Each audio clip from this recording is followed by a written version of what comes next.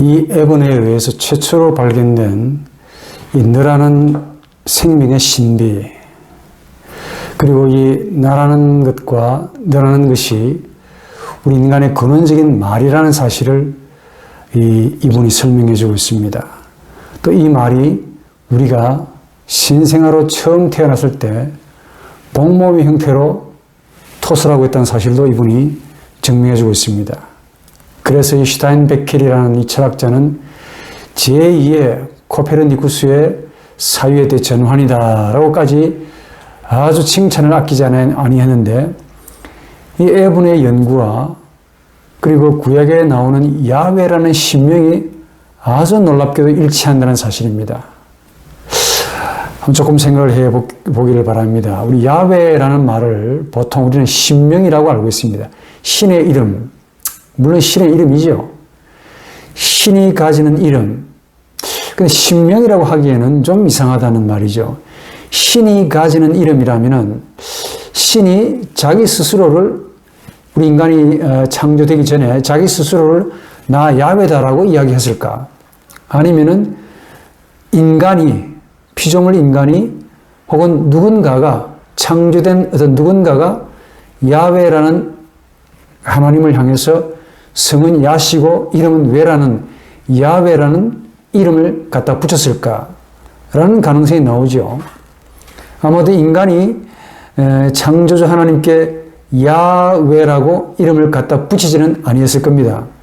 자, 그렇다면은 야훼라는 신명은 만약 그렇게 된다면은 인간이, 그러니까 아담 이후 이전에 사람이 또 있었다는 말이 되겠죠.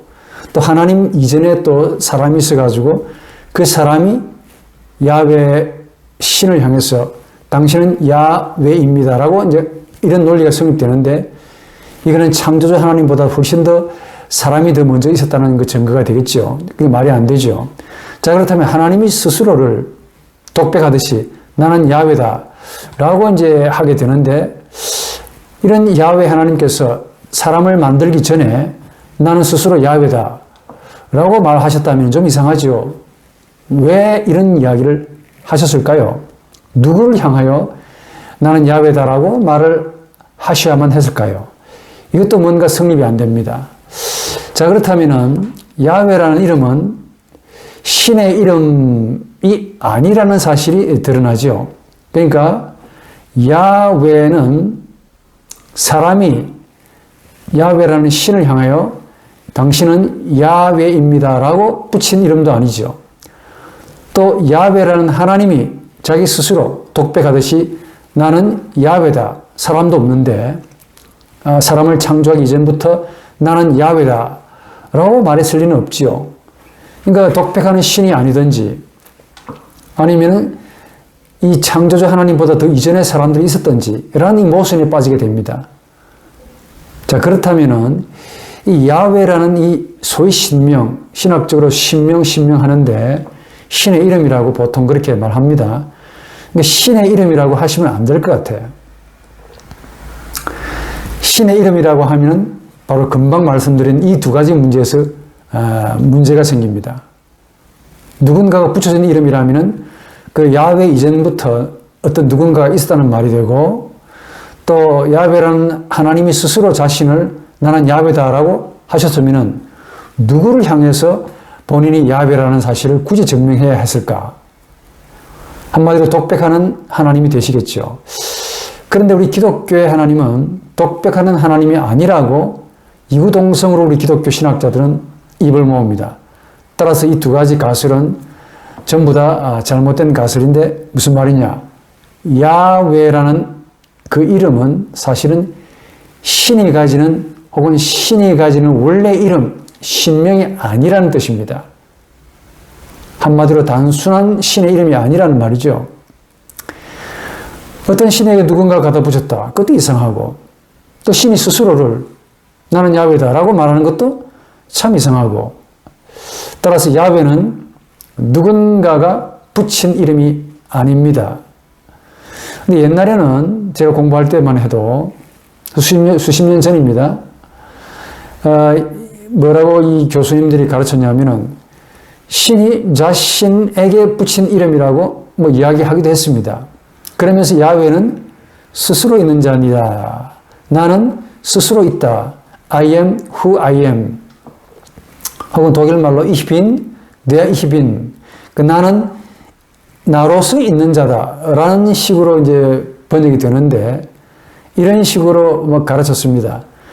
그런데 이런 식의 이 번역은 사실상 70인역이라고 해가지고 히브리 성경을 헬라어로 번역한 70인역의 번역이 있습니다. 그 LXX라고 부르는데 거기에서 나오는 그 신명입니다. 소위 이름을 그대로 번역했어요. 그러니까 히브리 성경을 헬라어로 그대로 번역했던 그 72명의 장로님들이 과연 이 야훼라는 신명을 제대로 번역했는지는 솔직히 의문의 여지가 많습니다. 그러니까 야훼의 의미가 나는 스스로 있다라고 한다면 말 그대로 독백하는 신이 되지요. 여호와 혹은 야훼, 야훼를 스스로 있는 자, 나는 스스로 있다라고 이해를 하고 이걸 철학적으로 도용한 최고의 정신적인 독백론자가 있었다면 그게 바로 헤겔입니다. 헤겔. 헤겔에 의하면은 신은, 이 헤겔의 신은 스스로 자신을 의식하는 이성 혹은 스스로 자신을 의식해야만 생명을 유지하는 정신이라고 할 수 있습니다. 신이 자신이 누군지 모른대요. 그래서 자신을 의식하기 위해서 부단히 자신을 소위 외화시켜서 세상을 만들고 소위 말하는 오브젝트, 대상을 만들어서 이 대상과의 관계에서 내가 신이구나 라는 사실을 알아가면서 궁극적으로 자신을 자유하게 하는 정신이라고 그렇게 이해합니다. 이 헤겔은 신을. 독특하지요. 신이 자신을 알기 위해서 오브젝트, 대상이라는 세상을 만들고 또 인간도 만들고 역사도 만들고 다시 신에게로 자신에게로 되돌아오는 그 역사의 철학을 이 헤겔이라는 사람이 변증법적인 논리로 쫙 풀었는데 책도 되게 많고 어렵습니다. 결국은 일종의 약간 정신사변적인, 에번의 말에 의하면 정신병적인 그런 발상이고, 이 쇼펜하우의 이 말에 의하면 미친 사람의 혓바닥이라고까지 그렇게 비난을 많이 했는데, 저도 요즘 최근에 이런 헤겔의 저서를 읽어보면 좀 새롭습니다. 약간 제 말로 좀 삐딱하게 말하자면 돌아이, 우리 한국식으로 돌아이, 이 꿈을 꾸면서 혼자 머릿속에서만 상상하게 되면 신을 이렇게 그릴 수 있겠다라는 생각이 많이 듭니다. 신이 어떻게 자신이 누군지 모른다고 말합니까? 그래서 자신이 누군지 알고 싶어서 세상을 만들었대요. 정작을 세상을 만들어 놓고 보니까 그 세상 속에는 신이 자기가 그 있을 만한 장소가 안 된 거예요. 부자유스럽거든. 그러니까 다시 이제 변증법적으로 다시 신에게로 되돌아온다, 복귀한다. 세상을 만들어 놓고 보니 참 거기에 전쟁, 강간, 살인, 도둑질, 이런 온갖 악들이 있어서 신 자신을 괴롭게 하고 신 자신을 불편하게 한다는 말이죠. 부자유스럽게 한다는 말이죠. 그래서 자신을 더 자유롭게 하기 위해서 정신인 자신에게로 다시 복귀한다는 그런 논리인데, 이런 해결에 의하니까 신은 나인 스스로 있는 자, 나는 스스로 있는 자, 나로서 나에게 나왔다가 다시 자신에게로 되돌아가는 정신이라고 이제 말을 하게 되는 거죠. 이게 바로 전형적인 독백론적인 신인데, 이 헤겔이 이런 아이디어를 받은 이유가 바로 성경의 야훼 70인역의 번역 때문에 그렇다고 봅니다. 번역을 그렇게 했거든. 나는 스스로 있는 자입니다. 그러니까 이제 헤겔이 생각은 좀, 아이디어는 좀 반짝하시는데 이 고전에 대한 이 의학의 깊은 이해가 없다 보니까 막연하게 이렇게 추론해가지고 자기 나름대로 상상으로 사상을 빚어나간 것 같다는 생각이 듭니다. 그런데 헤겔 이후 20세기 이후의 현대 신학자들은 야훼를 이런 식으로 독백론적으로 혹은 천상천하 유아 독존의 신개념으로 전혀 이해하지 않습니다. 적어도 현대 신학자들에 의하면 뭐 신약학이든 구약학이든 조직신학이든 뭐 역사신학이든 제가 유럽에서 공부했을 때 단 한 분도 해결식으로 이해를 한 분이 없다고 봤습니다. 나는 스스로 있는 자 아니라 그렇게 이해하지 않습니다. 아주 흥미롭게도 아주 놀랍게도 제가 놀랐습니다. 왜 놀랐느냐? 16세기에 종교개혁자인 마르틴 루터가 그 자신의 그 성경 번역을 했는데요. 그 성경 번역, 루터의 성경 번역에서, 루터의 그 성경에서 이 야훼를 어떻게 이해했는가를 한번 찾아봤는데, 우리 속된 말로 기가 막히게 번역했습니다. 16세기에 벌써, 아주 놀랐습니다. 그 어떻게 번역했느냐? 나는 내가 있을 자로 있을 것이다. 라고 번역한 거예요. 여러분, 루터 성경을 한번 찾아서 확인해 보십시오. 루터가 번역한 성경입니다. 거기에 보면은 그 출애굽기에 나오는 그 야훼라는 이 신명에 대해서 루터가 어떻게 번역했냐면 미래형으로 번역해 놨어요. 나는 내가 있을 자로 있을 것이다. 약속의 하나님으로 번역을 해 놨던 거예요. 그런데 제가 이제 마틴 루터를 연구하면서 이 루터의 마틴 루터가 아니죠. 마틴 부버를 연구하면서 실수. 마틴 부버가 이제 유태인 철학자고 이 히브리의 대단히 정통한 신학자, 구약학자, 종교학자라고 알고 있기 때문에 이분이 어떻게 야훼를 이해했는가가 또 궁금하죠. 그래서 루터하고 이 부버하고의 견해를 한번 비교해 보았습니다. 그랬는데 놀라우리만큼 똑같다는 거예요. 제 개인적인 생각입니다. 제가 부버를 연구했기 때문에 감히 여러분들에게 이런 말씀을 제가 드릴 수 있는데, 이 마틴 부버는 마틴 루터의 이 야훼에 대한 해석을 상당히 모방한 것 아닌가 하는 생각을 개인적으로 합니다. 제 말이 틀리기를 바랍니다. 너무 똑같아요. 딱 하나만 더 들어갔습니다. 이 마틴 부버는 이 루터의 이 미래적 개념의 이 야훼 해석을 거기다 관계 개념으로 약간 바꾸면서 뭘 한가를 더 집어넣었습니다. 단어 한 개를 더 집어넣었어요. 뭐냐면은 나는 내가 거기에 다라는 말 집어넣었습니다. 거기에 있을 자로 거기에 있을 것 이라고 번역한 거야. 어떻게 생각하십니까? 굉장히 유사합니다. 이런 야훼에 대한 해석에 대해 제가 나름대로 연구한 그 동영상이 있습니다. 그 야훼라는 그 동영상이 있는데 혹시 그 채널을 들어가 보셔서 참고해 보시면 그 상세하게 나와 있을 겁니다. 현대 구약학자들은 대부분 다 이런 식으로 번역합니다. 이런 식으로 해석합니다. 야훼를. 근데 마틴 루터하고 마틴 부버하고 해석이 거의 똑같습니다. 이 부버에게는 나 거기에란 말이 하나 더 첨가되어 있을 뿐 루터의 해석과 거의 똑같다. 무슨 말이냐? 마틴 루터나 마틴 부버, 탁월한 우리 현대 종교학자라고 부름을 받는 유대인 철학자 마틴 부버, 우리 조직신학에도 이분의 생각을 많이 반영하고 있죠. 이 두 분의 공통적인 이야기를 토대로, 원초적인 이야기인데 토대로 펼쳐나가 보게 되면은 야훼는 혼자서 독백하는 신이 아니라는 그 말입니다. 홀로 천상천하 유아독존 나로서 있을 것이다. 나는 스스로 있는 자다. 혼자 이렇게 선포하고 다니는 그런 독백의 신이 아니라는 말이고, 야훼라는 말은 반드시 인간을 향하여 자신의 형상인 인간을 향하여 인간에게 항상 말씀하시는 페르손, person, 인격인데 만약에 인간이 너희들이 나의 너가 되는 바로 거기에 이 부부 말대로 다 거기에 내가 있을 거라 하는 약속, 언약의 하나님이시다라는 사실을 말합니다. 우리 현대 신학학자들은, 구약학자든 뭐 신약학자든 조직신학자든 전부 다 여기에 포커스를 맞추고 있습니다. 동의하고 있습니다. 그러니까 한 번 더 야훼라는 신명이 가지는 해석의 의미는 이것입니다.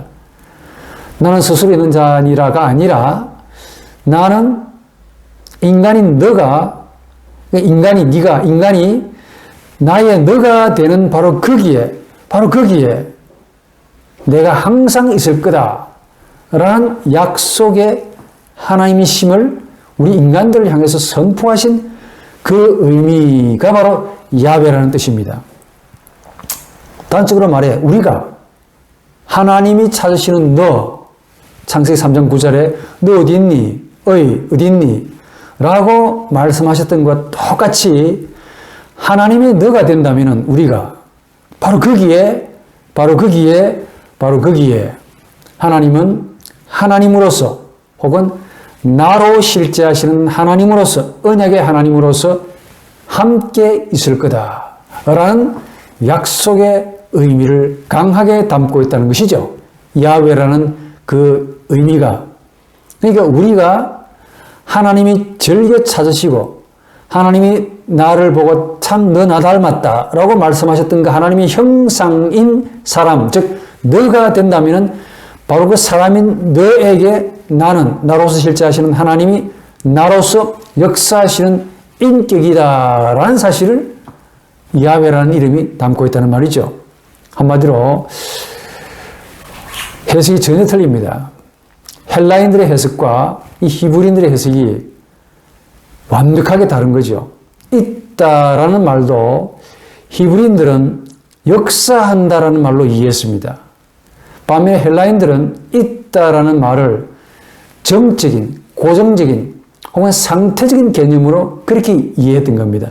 내 눈앞에 이성의 대상으로 그냥 서 있을 때를 이 헬라인들은 있다, 존재라는 말로 그렇게 이해했더라면 히브리인들은 있다를 상태나 정지의 개념으로 이해하는 것이 아니라 역사하고 운동하고 자신의 눈앞에서 창조적으로 그 능력과 힘을 발휘하는 어떤 그런 생명을 가리켜서 있다라고 존재라고 이해했다는 겁니다. 여기에 대한 좋은 책은 한스 발트 볼프라는 이 구약학자가 쓴 히브리적 사유와 헬라적 사유의 차이 비교라는 책이 있습니다. 참 좋은 책이에요. 그러니까 이런 분들의 생각을 좀 도움을 입어서 정확하게 해석해 본다면 우리가 만약에 우리 인간들이 하나님이 자신의 형상을 찾듯이 찾으시는데 그 형상이 뭐냐면 너입니다. 의지요. 너. 그러니까 하나님의 너가 되는 바로 거기에 하나님은 약속의 하나님으로서 자신이 우리와 함께 역사하시고 운동하시고 창조하신다 하는 약속을 담고 있는 것이 바로 야훼라는 말이 가지는 의미입니다. 저는 이것이 옳다라고 봐요. 그러니까 딱 싸잡아서 말한다면 우리가 하나님의 너가 된다면 우리가 하나님의 너가 된다면 우리는 항상 하나님을 만날 수 있고 하나님이 내 안에서 또 내가 하나님 안에서 서로 교류하며 연합하고 하나가 될 수 있다는 사실을 강력하게 말하는 거죠.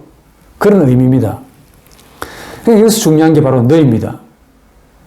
혹은 하나님에게는 복모음의 형태고 너. 이 너란 무엇일까요? 조금 전에 말씀드린 바대로 바로 나와 마주하는 생명 혹은 상대를 뜻합니다. 하나님인 나 있음, 나로 역사하시는 그 생명과 마주하는 생명을 하나님은 너라고 부른 거야. 즉 너란 또 다른 나입니다. 또 다른 나라는 인격을 지칭하는 말이지요. 그러니까 나는 인격이고 첫 번째 인격이고 또 너란 나에게 말을 듣고 그 내 말에 응답할 수 있는 인격이라는 두 번째 의미의 인격이라는 뜻의 너입니다. 그러니까 너란 내 입장에서는 상대방이고 또 상대가 나와 혹은 나를 마주할 때 역시 너라고 부릅니다. 그래서 너란 나와 마주하는 또 다른 나입니다. 그러니까 나로 실제하신 하나님은 야훼이시고 그 야훼 하나님이 찾으시는 자신의 형상인 너는 우리 인간의 형상인데 이게 우리 인간의 나라고 부릅니다. 그러니까 하나님과의 관계에서는 오로지 나와 너라는 인격적인 관계 외에는 없다는 말이죠. 즉 우리가 하나님의 인격적인 상대가 안 되면은 절대로 하나님을 만나지 못한다. 동시에 바꾸어 말하면은 하나님은 이런 자신과의 마주하는 그 인격이 안 되면 전부 죽은 존재로 그렇게 여기신다는 말입니다. 생명이 없는 걸로. 우리가 볼 때는 살아있음에도 불구하고 하나님이 보실 때는 전부 죽은 존재. 이게 참 무서운 말이죠. 그러니까 하나님에게는 오로지 나와 너밖에 없습니다. 나머지 그것은 없다니까요. 하나님에게는 그것이라는 게 없습니다. 뭐 계급장, 완장, 팔찌, 제복, 멜류관 전부 의미가 없는 거예요. 이거는 하나님에게는 죽은 거예요. 그게. 근데 이 땅 위에 살면서 있잖아. 여러분들은 계속 계급장을 달라고, 계속 완장을 찰라 그러고, 반장 되려 그러고, 된장 되려 그러고, 장을 많이 좋아합니다. 아이고 청국장은 몸에 좋지만은 예? 뒤에 그 장자 들어가는 거 지금은 좋은 게 아닙니다. 예? 무겁습니다. 그럼에도 여기서 중요한 점은 너는 나가 아니라는 점을 아셔야 됩니다. 하나님 보실 때는 서로 인격적인 관계로 역사하고 교제할 수 있는 어떤 또 다른 나이지만은 엄밀히 말하면 너는 나가 아닙니다. 너는 뭐냐? 나와 마주하는 상대의 고유성을 지칭하는 말이죠. 또 나는 뭡니까? 상대 앞에 마주하는 나의 고유성을 지칭하는 말이에요. Das Wort, Verbum. 그러나 나와 너는, 나 그리고 너는 본질적으로 동시적으로 자신이라고 부릅니다. 이걸 조금 어려운 말로 킬케가르드의 말로 빌리자면 동시성, Gleichzeitigkeit, 같이 일어나는 어떤 시간적으로 놓고 보자면 동시성, 같이 일어나는 존재. 나가 있으면 반드시 너가 있습니다.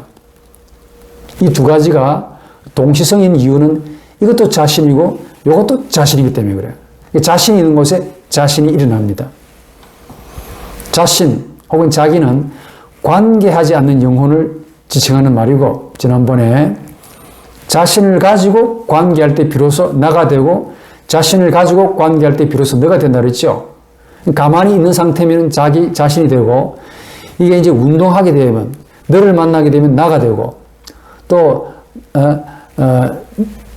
내가 되면 너가 되고, 이런 어떤 운동하는 관계에서 나가 되고 너가 되는데, 이런 자신이 있는 존재 혹은 자신을 가진 존재가 되어야만이 비로소 나와 너의 관계를 가질 수가 있습니다.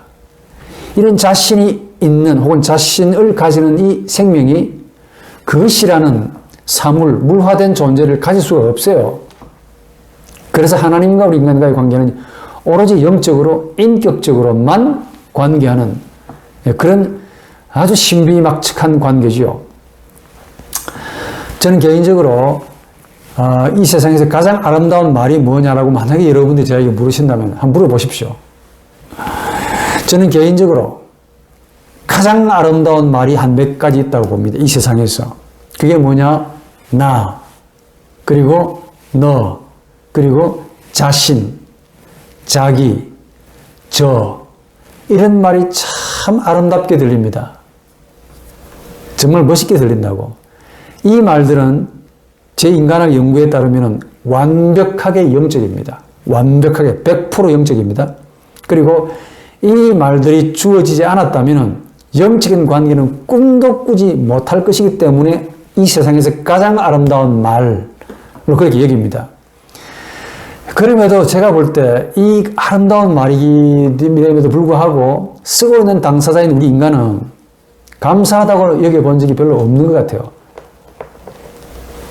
진짜 아름다운 건데 이게 없으면은 큰 심각한 문제를 가짐에도 불구하고 정작 쓰고 있는 우리는 한 번도 이 말에 대한 경이로움, 충격적인 혹은 놀람을 느끼지 않습니다.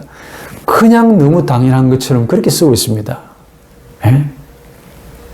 나, 너, 자신, 자기, 저요. 이런 말은 오로지 인간에게만 주어졌습니다. 하나님이 인간에게 담아 놓으셨던 것 같아요. 인간이 만들거나 우리 인간이 임의적으로 발명하지 못합니다. 이것들은 받은 겁니다. 주어진 거라니까요. 그런데 우리들은 이 말을 쓰면서도 한 번도 고맙다거나 감사하다거나 은혜라고 느끼지 않지요. 마치 내 것이냐. 고대부터 중세 심지어 근대 데카르트 이전까지 당연하게 썼습니다.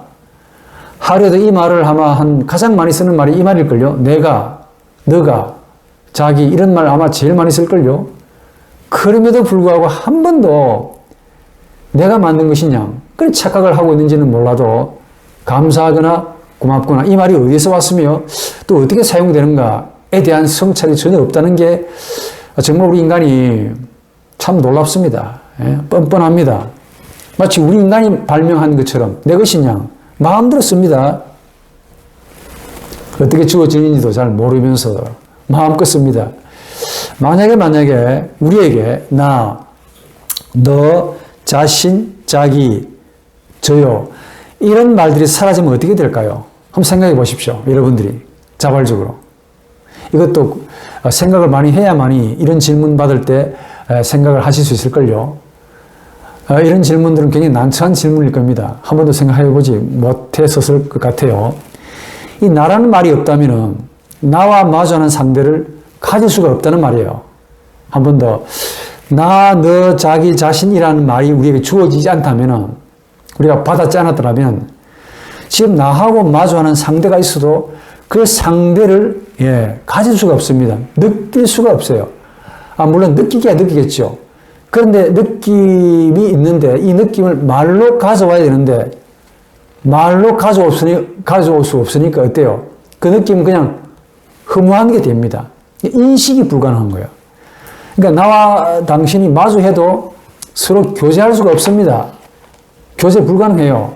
즉 나가 없으면 너도 없습니다. 사라집니다. 일어나지 않아요. 역사하지 않는다니까요. 또 너가 사라지면 혹은 너가 역사하지 않으면 나도 사라집니다. 일어나지 않습니다. 그럼 나도 사라지고 너가 사라지면 어떻게 됩니까? 내 영혼의 이성, 감정, 의욕, 오감, 이 직감 전부 모든 능력도 움직이지 않고 셧다운 멈추어 버립니다. 스탑이 되어버리는 거예요. 그러니까 나와 너 이 말들이 역사하지 않고 그냥 가만히 사라져 버리면 만남도 일어나지 않습니다. 마주하고 있는데 그냥 멍하니 마치 강아지가 나무를 바라보듯이 새가 하늘을 바라보듯이 아무런 느낌도 없이 그냥 멍하게 그냥 바라볼 겁니다. 없다는 게 아니고 그냥 역사하지 않으니까 영적인 교제가 전혀 일어나지 않죠. 만남이 없습니다. 말을 하고 싶어도 나, 너가 없잖아요. 대화가 가능하겠습니까? 대화가 일어나지 않습니다. 그러니까 나는 관계에서 일어나는 그 현재적인 역사도 일어나지 않죠. 현재적인 역사가 없으니까 세계사도 없습니다. 그 세계사의 핵심인 종교 역시 사라져버립니다. 몽땅 다 사라집니다. 무슨 관계가 되느냐? 한마디로 강아지가 태양을 보고도 멍하게 바라보는 것과 똑같다는 겁니다. 올챙이가 뚜껑이를 바라보고도 멍하게 바라봅니다. 한마디로 우리 이걸 학문적으로 무에 빠져버립니다. 그러니까 허무주의에 빠지는 이유죠, 이게. 나가 없거나 이 나라는 말이 역사하지 않으면 우리 모두는 무에 깔아앉아 버리고 맙니다. 즉 무애로의 소멸, 무가 우리를 삼켜버립니다. 흑암의 깊은 늪으로 우리를 덮어버려요. 우리는 그래도 죽지 않습니다. 생명과는 무관하게 우리의 모든 의식이 다 셧다운, 흑암이 되어버립니다. 이걸 우리는 죽음이라고 불러요. 영적으로. 영적인 죽음입니다. 거기에는 의미도 일어나지 않고 역사도 없고 만남도 없고 대화도 없고 종교도 없고 이성도 없고 말 그대로 그냥 멍하게 됩니다. 소위 멍 때린다고 하는 거죠. 살아있긴 한데 생명이긴 한데 멍하는 생명이 되는 거죠. 우리 현대는 이런저런 멍 때리는 얼마나 살기가 힘든지 얼마나 머리가 아픈지 멍 때리는 훈련도 있대요. 물론 뭐 스트레스 많이 받으니까 멍 때리고 싶겠죠. 계속 멍을 때리면 그 무가 됩니다. 반대로 나가 움직이고 나가 역사하면 이 무에 잠겨있는 우리 생명이 드디어 창조가 됩니다. 이걸 무에서의 창조라고 신학적으로 부릅니다. 크레아티오 엑스 닐로라고 부릅니다. 무에서부터 창조. 이거 우리 기독교 신학에서는 하나님의 창조라고 이구동성으로 말합니다. 그러니까 나가 움직이고 역사해야만이 상대가 내 앞에서 살아있는 생명으로 의식이 되고 또 상대가 나로 인해 너가 되고 너로 일어나고 그리고 인격이 일어나면서 거기서 만남이 주어지고 대화가 나오고 말이 역사하고 또 역사가 일어나면서 종교가 성립이 되고 세계사 이 모든 인륜의 세계사 혹은 세상사가 성립이 되는 겁니다. 세계를 창조하는 것은 궁극적으로 나에게 우리 인간에게 주어진 나, 너 자신이라는 말 때문에 우리 인간이 세상을 만들 수가 있다는 거지요. 우리 인간이 이런 말들을 발명할 수 없습니다. 받은 겁니다. 이건 굉장히 정신적이고 굉장히 영적이에요. 이런 인격적인 생명을 우리가 받았기 때문에 이걸 활용해가지고 세상을 만들었지. 이것이 사라져버리면 세상도 흑암, 영적인 죽음, 공허, 허무에 빠집니다. 그냥 강아지, 새, 바람, 구름, 나무가 되는 것처럼 똑같이 그리 되어버립니다. 그만큼 중요한 말입니다. 이 말, das Wort, 말이 나라는 말, 너라는 말, 이 누가 최초로 말씀을 하셨으며 누구에게 최초로 말씀을 했으실까요? 놀랍게도 흥미롭게도 구약은 여기에 대해 답을 주는 책입니다. 참 좋은 책입니다. 더구나 창세기 3장 9절에 다 알다시피 하나님이 불순종한 아담에게 처음으로 아마도 처음입니다. 최초로 하신 말씀이 있습니다. 너 어디 있니? 라고 물었습니다. 제 말로 어이 어디 있니? 라고 물은 겁니다. 어이를 찾은 거야. 너 찾은 겁니다. 그리고 그 물으심에 대한 그 찾으심에 대한 이 아담의 하나님을 향한 최초의 응답이 또 나옵니다. 나가 두려워서 나무 뒤에 숨었습니다. 그러니까 하나님이 사람에게 너라고 칭하신 것과 또 사람이 최초로 하나님에게 나라고 스스로 말한 것, 이게 아마 최초의 사건이라고 봅니다. 역사는 여기서 시작되는 거죠. 그러니까 하나님은 아담에게 너를 찾으셨고 이 아담은 내가 두려워서 어쨌든 간에 나라고 응답했습니다. 이게 참 놀랍습니다.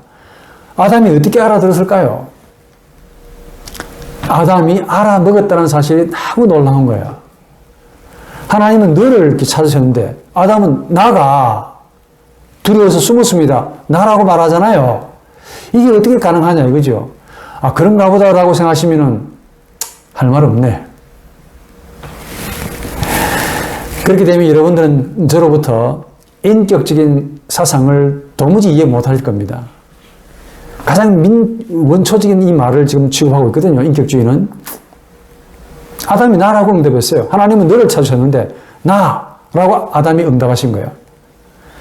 하나님이 사람 아담에게서 찾으신 것은 아담이라는 생명체가 아니라 아담에게 담아두셨던 너였습니다. 그 너가 바로 하나님이 찾으시는 그것을 향해서 저거 참 나 닮았네. 하나님이 창조시에 담아두셨던 자신의 형상인 바로 아담 자신이었습니다. 그러니까 하나님은 아담에게 자신을 부르신 겁니다. 너 어디 있니? 아담 자신을 부른 거야. 그런데 나는 두려워 숨었습니다 라고 말하면서 아담은 그 자신을 나무 뒤에 은폐시켜버리고 하나님께 나오지 않았습니다. 그러죠? 그러니까 아담은 자신을 은폐시켜버렸고 그 대신에 나라는 최초의 자의식으로 하나님과 맞은 거야. 진짜 백의 나는 저 뒤에 숨겨버리고 가짜 백의 나를 소위 의식이라는 자의식을 최초로 하나님께 딱 드러내세우면서 참된 나를 숨겨버린 겁니다. 이런 잘못된 나를 가지고 하나님 앞에 딱 나타난 거죠. 하나님은 그걸 찾으신 게 아닌데, 자신의 형상을 찾으신 건데, 그러니까 이 나라는 게 뭐냐? 인간 자의식. 이 자의식은 아담이 상실해버리고 난 다음에 그 대신에 나의식, 진짜 중요한 나는 저 뒤에 숨겨버리고 껍데기인 나의식. 그러니까 나는 나의식의 내용물입니다. 그러니까 아담은 진짜 좋은 내용물은 뒤에 숨겨버리고 껍데기인 나의식만 가지고 하나님께 마치 하나님이 그 자신을 이걸 찾으시는 줄 알고 하나님과 마주했습니다. 그 결과가 뭘까요? 어마어마한 두려움과 고통이었다는 거예요. 엄청난 고통이었습니다. 그걸 처음으로 아담이 최초로 느낀 겁니다. 문제는 이 창세기 3장 9절에 하나님이 사람에게서 찾은 너가 과연 무엇이냐? 그리고 이 너를 상실한 아담이 그렇게 두려움과 고통을 겪어야 했는가라는 의문이 살짝 드는 거죠. 사실 이것이 밝혀지지 않으면 창세기의 사건은 역사가 아닙니다. 신화에 가까울 겁니다. 그런데 이게 창세기가 언제 기록됐는지 솔직히 정확하게 우리가 연대를 측정하기 힘든데 모세가 기록했다 그러고 모세는 또 BC 3500년 이런 경의 사람이라고 여기는데 지금부터 한 3500년 전에 사람이 이런 이야기를 적어놨다는 거 아닙니까? 정말 놀랍죠. 이게 사람이 적은 게 아닙니다.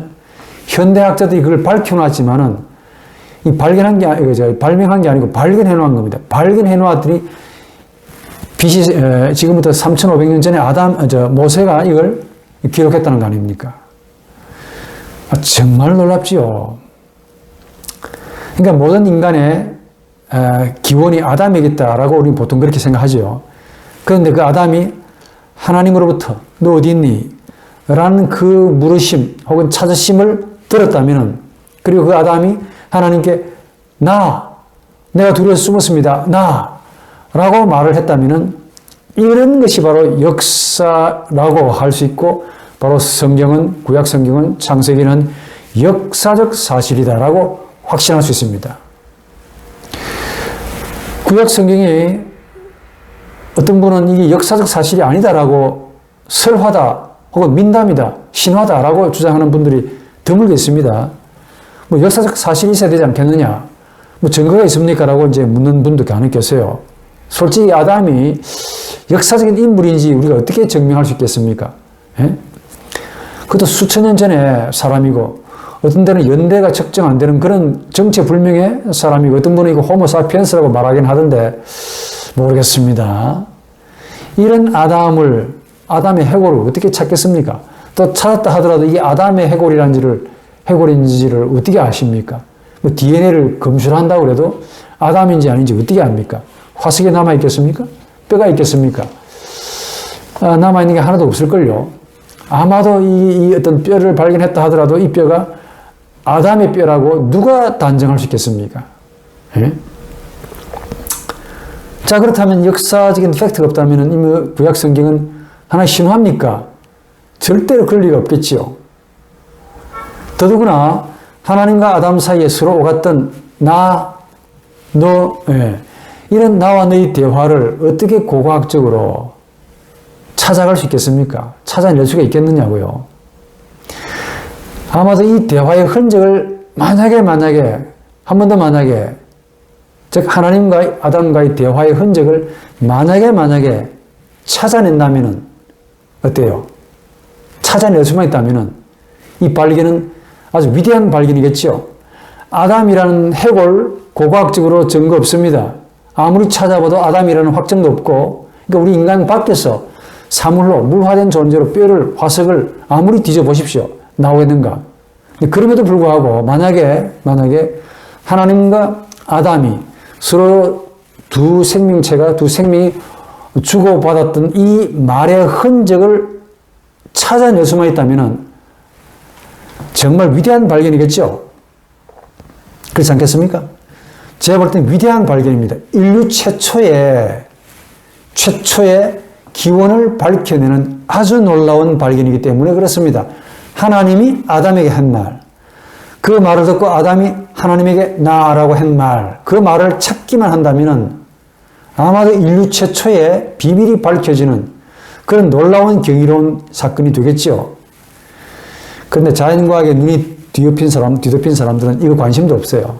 인문과학을 하는 저로서는 굉장히 놀라운 이야기인데, 자연과학자들은 화석을 뒤지려고 그랬어요. 공룡을 찾으려고 그러고, 노아의 방주를 찾으려고 그러고, 눈에 보이는 외적인 증거를 자꾸 찾으려고 애를 쓰시는데, 유감스럽게도 아담과 하나님과 사이에 오갔던 그 정신적인 대화는 화석으로 뼈로 해골로 찾을 수가 없을걸요. 근데 만약에 이걸 찾기만 한다면 놀라운 발견이겠죠. 있겠습니까? 없겠습니까? 불가능하지만은 있습니다. 그걸 찾아낸 분이 있다니까요. 그래서 제가 이런 강의를 드리지 않습니까? 완벽하게 불가능할 것 같은데 뜻밖에도 그 실마리를 찾아낸 분이 계십니다.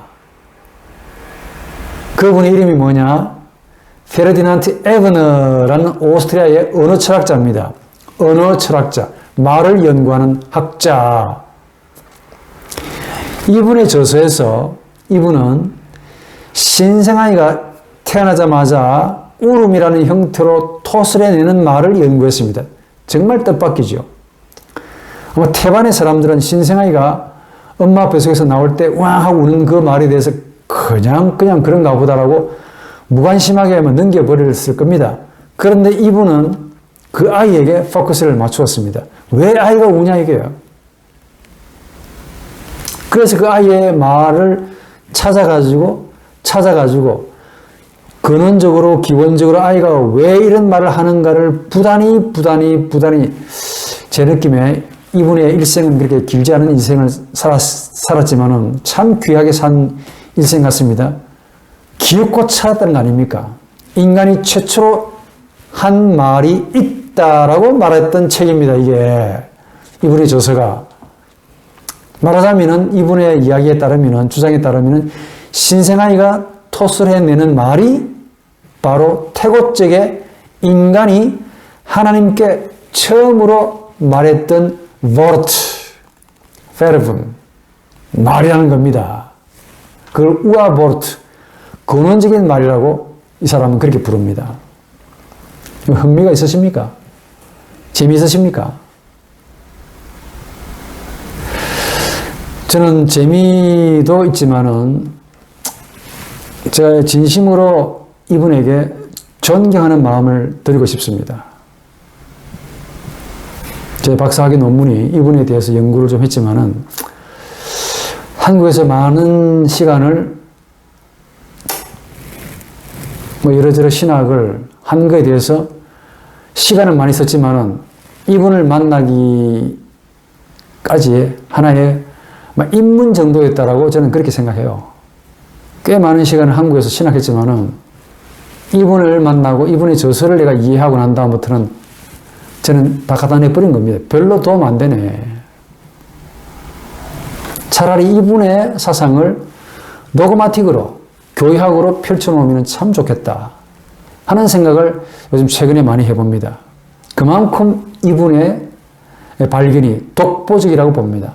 다른 증거가 있으면 제가 그걸 또 따라가겠습니다. 제가 아는 바, 근원적인 그 인간이 최초로 한 말이 누가 발견했겠습니까? 인간이 최초로 한 말을 누가 찾아냈겠냐고요? 이분이 발견한 겁니다. 이분에 의하면은 인간이 하나님께 최초로 한 말이 복몸으로 되어 있다고 했습니다. 몸 두 개로 겹쳐 있는 것. 심지어 그 말의 의미도 설명해 주고 있습니다. 참 감사한 일이죠. 그 의미가 뭐냐? 나 있다. 나가 역사한다. 라는 의미를 가진대요. 내가 운동한다라는 의미를 가진다는 이 복모음의 형태로 신생아이가 엄마 뱃속에서 나오자마자 으아 하고 울음의 형태로 그렇게 토설한답니다.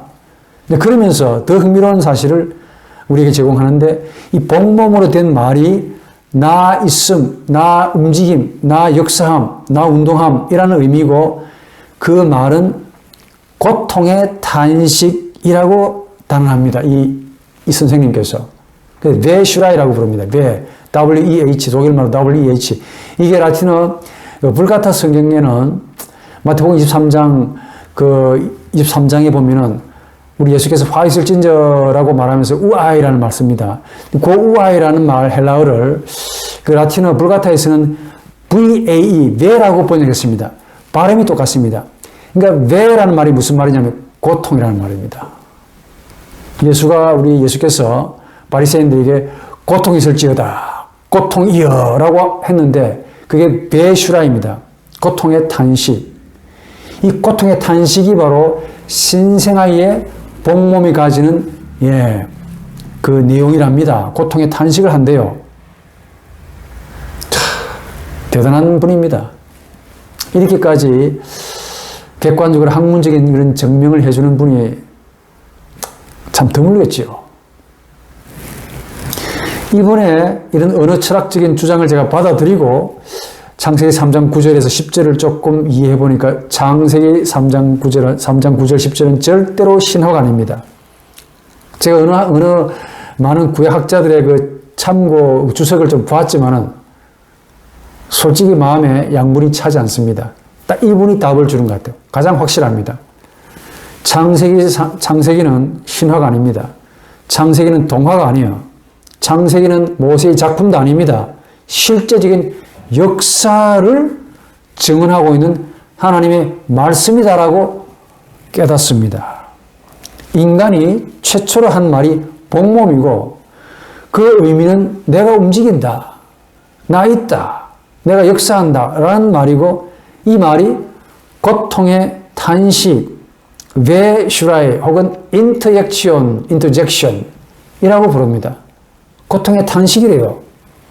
아담이 하나님께 고통의 탄식으로 복몸으로 응답했고 그 의미는 나 여기 있습니다 라는 말이고 그 말을 하면서 아담은 견딜 수 없는 영혼의 고통을 최초로 느꼈다라고 말할 수 있겠죠. 그런데 이 아담의 이 말을 신생아이가 저를 포함한 모든 여러분들의 그 신생아이 시절에 다 엄마 뱃속에서 다 나왔을 겁니다. 하늘에서 뚝 떨어지신 분이 안 계시겠죠.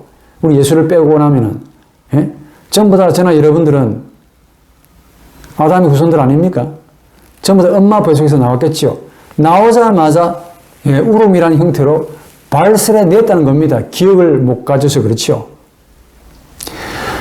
솔직히 이런 그 가르침이 우리에게 주어지지 않았더라면 신생아이가 엄마 뱃속에서 나오자마자 왜 웁니까 이거? 왜 우냐고요? 그거 누가 알았습니까? 그것이 말이라는 사실을 누가 알았겠습니까? 그냥 우네. 그렇게 생각했겠지요. 또 그 말이 처음의 근원적인 말이라는 사실을 누가 알았겠습니까? 아이가 또 운다.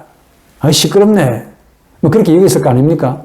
또 그 말이, 그 아이의 울음이 최초의 고통의 외침이라는 것을 누가 알았겠냐고. 우리 알았겠습니까? 우리 스스로. 어림도 없지요. 그래서 제가 이분에게 감사한다라는 말을 드리는 거예요. 참 놀랍습니다. 이 아담의 말과 신생아의 말을 딱 관계를 시켜보면 정말 멋있다는 거예요. 너무 똑같아.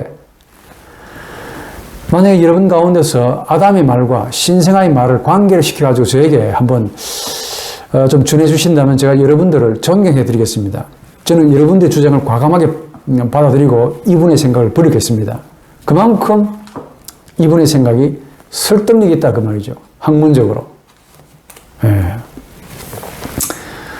신생아의 울음이 바로 이 아담의 흔적이라고 저는 과감하게 확신합니다. 제가 찾은 것이 아니기 때문에 이분은 평생을 오랜 시간을 불어, 라틴어, 그 산스크리트어, 고트어 모든 의학을 거의 통달해가지고 은혜의 기원을 찾아간 겁니다. 놀랍죠? 이 아담이 하나님께 최초로 한 말, 이 말이 바로 신생아의 울음으로 그대로 전이되었다라고 그렇게 말을 할 수 있습니다. 따라서 우리는 아담이라는 인물을 역사학적으로, 고고학적으로 찾아갈 필요가 없다는 거예요. 찾을 수도 없고, 찾아봐야 증명도 안 되고, 이 자연과학적으로 그렇게 찾아봐야 없다니까. 그러니까 인문과학으로 정신 안으로, 인간의 내면 안으로 들어와서 찾아야지, 어떻게 밖에 가서 찾냐고요. 없습니다. 오히려 우리 모두가, 저를 포함해서 우리 예수 그리스도를 빼고, 전부 다 모든 인류가 다 신생아를 다 거쳤습니다. 이 신생아였을 때 바로 그 아이가 토설해 내었던, 발설해 내었던 이런 울음의 형태로 된 바로 그 보르트, 그 말이 바로 아담이 하나님께 했던 최초의 말이었고, 이걸 좀 확신하시기 바랍니다. 그리고 확신하시고 이걸 여러분들이 소화하셔가지고 이걸 어떻게 설교로, 하나님의 말씀으로 이걸 어떻게 적용해서 응용할 수 있는가를 한번 고민해 보시기 바랍니다. 우리 인간이 최초로 하나님께 한 말이 이제 발견되었잖아요. 아, 저게 나하고 무슨 관계 있느냐라고 물으면은, 아, 정말 여러분들은 그런 질문, 이런 질문 안 하시기 바랍니다. 예. 하나님과 우리 인간이 영적으로 이미 태초에 하나였다는 사실을 증명해 주었지 않았습니까? 그런데도 신생아의 시절을 다 겪었음에도 불구하고 하나님 없다, 하나님 모른다, 하나님 죽었다 라고 이렇게 불화불화 하는 사람들, 깡통이죠, 깡통. 공부하면 뭐 하겠니? 책을 많이 읽으면 뭐 하겠습니까? 이런 걸 깨닫는 사람이 있는가 하면은 이 책으로 주어졌음에도 불구하고 가치를 모르는 사람은 똑같은 거죠. 공부하는 사람과 똑같은 거 아닙니까? 바로 이 울음의 형태로 된 이 신생아의 말이 바로 아담이 하나님께 했던 최초의 말이었습니다. 그런데 그 동시대적이라고 조금 그렇게 하는 이 에브너가 조금 더 이런 시대에 사는 사람인데, 신약학자 요아킴 예레미야스라는 신약학자가 있습니다. 이분도 공부를 만만치 않게 하신 학자인데, 이분도 이 자신의 그 신약신학이라는 책에서, 또 이분은 자신의 논문도 이 아바라는 논문에 대해서 글을 많이 썼습니다. 이분이 재미있게도 신생아에 대한 언급을 합니다. 신생아이가 젖을 뗄 무렵이 되면은 자연스럽게 내뱉는 두 개의 말이 있다라고 하면서 그 말에 대한 의미를 주목했습니다. 하나는 아브 혹은 아바, 또 이무 혹은 이마라고 해요. 아바 혹은 이마. 그 아바를 이 아빠라고 번역하면 잘못된 번역입니다. 또 이마를 엄마라고 번역하면 정말 잘못된 해석입니다. 아빠, 엄마가 아닙니다. 이 말들 역시 제 동영상에 올려놨지만은 이 아바라는 말 역시 나 있다라는 말과 직접적으로 연결되어 있대요. 요아킴 예레미야스라는 말에 가면은. 예? 왜냐하면 이 말들 역시 아바 혹은 아부 혹은 이마 혹은 이무 이라는 말 역시 고통으로 부르짖는 탄식이라고 예레미야스는 그렇게 우리에게 설명해 주고 있습니다. 고통의 인터액션, 탄식이래요. 그러니까 아주 재밌지 않습니까? 이런 말들, 즉 신생아의 말, 그리고 조금 전에 했던 이 야훼라는 말, 예? 그리고 우리 예수께서 소개하셨던 그 아바라는 말, 참고로 제 동영상 좀 보시고 좀 더 많은 숙고를 하시고 이 강의를 들으시면 재미있을 겁니다. 이 세 가지 말이 공통점이 있습니다. 뭐냐면은 나 있음이라는 말입니다. 나가 있다, 내가 있다, 나 있다라는 의미입니다. 예. 이 나 있다, 내가 움직입니다, 내가 있습니다 라는 말이 우리의 말들에서 가장 원초적인 말이라는 거죠. 쉽게 말하면은 나 있다, 나가 있다라고 하니까 있다라는 말 빼버리고 나, 그렇게 말합니다. 이 나라는 말이 우리의 말들에서 가장 원초적인 말이라고 합니다. 자, 그렇다면 창세기에서 하나님이 너 어디 있느냐 라고 물으신 질문도 가장 우리의 고유한 원초적인 것을 지금 묻고 있다는 거죠. 원초적인 어떤 무엇을 찾고 있다는 말씀입니다. 지난번에 말씀드린 대로 계급장 다 떼셔야 됩니다. 어깨 힘 빼셔야 돼요. 그 뒤에 우리가 태어나시면서 후천적인 노력으로 세상적으로 물려받았던 그 가운, 님자, 장자, 총장님, 반장님, 예? 장관님, 국회의원님, 도지사님, 그거 다 떼야 됩니다. 전부 떼야 될걸요. 이 계급장, 완장, 가운을 다 떼고 나서야 비로소 보이는 바로 그것, 적신입니다. 적신. 그 붉은 핏덩어리를 가지고 있는 영혼의 내용이 바로 뭐냐? 나입니다. 나. 오늘 이걸 여러분들에게 전달해 준 사실에 대해서 저는 굉장히 보람이 있다고 느낍니다. 제 말로 어쨌든 해석을 이해를 해가지고 여러분들에게 설명해 드립니다. 이게 바로 처음 저나 여러분들이 이 땅 위에 엄마 뱃속에서 나와가지고 했던 말이고, 이 말이 바로 하나님 보실 때 적신입니다. 적신. 붉은 몸뚱아리를 가진 영혼, 그 붉은 몸뚱아리를 가지는 영혼, 즉 하나님의 형상이라는 푸뉴마입니다. 이게 바로 우리의 고유성입니다. 이걸 하나님이 시간마다 분초마다 찾고 부르시고 말씀하십니다. 이걸 하나님께 내드려야 돼요. 나 있습니다. 이걸 드려야 될걸요. 이걸 은폐 숨기고 은폐하면은 나중에 벌 받습니다. 벌 받습니다. 벌. 어떤 이유가 있건 간에 어떤 사연이 있는지는 좋습니다. 우리 사연 없는 사람 없잖아요. 알고 있든 모르고 있든 이걸 드러내지 않으면 생명은 없습니다. 죽었기 때문에 영원한 심판으로 내려가는 겁니다. 하나님은 살아있는 생명을 심판하지 않습니다. 죽었기 때문에 심판하시는 거예요. 그렇지 않습니까?